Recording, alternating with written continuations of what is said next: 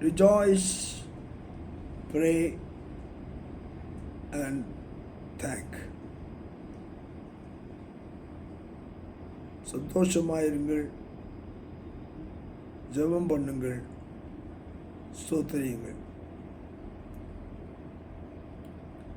The word, இந்த வார்த்தையை we read it in 1 Thessalonians 5:16-18. இந்த வசனத்தை 16, 17, 18 வசனங்களில் 1 தெசலோனிக்கர் புஸ்தகத்தில் வாசிக்கிறோம்.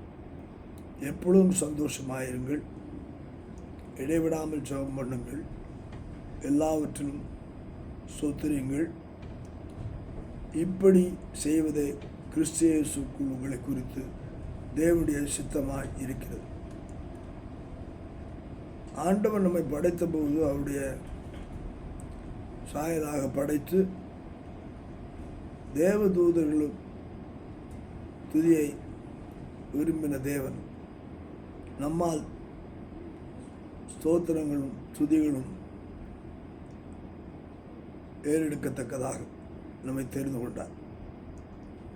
அதை செய்வதற்காகத்தான் ஆண்டவர் நம்மை படைத்தார். நாம் சந்தோஷமாக இருக்க ஒவ்வொரு நாளையும் அவர் கொடுத்திருக்கிறார். நாம் ஜெபம் பண்ண, அவரிடத்தில் வேண்டிக் கொள்ள, நம்முடைய ஆத்மாவை திருப்திப்படுத்த அவரை நோக்கி பார்க்க செய்திருக்கிறார்.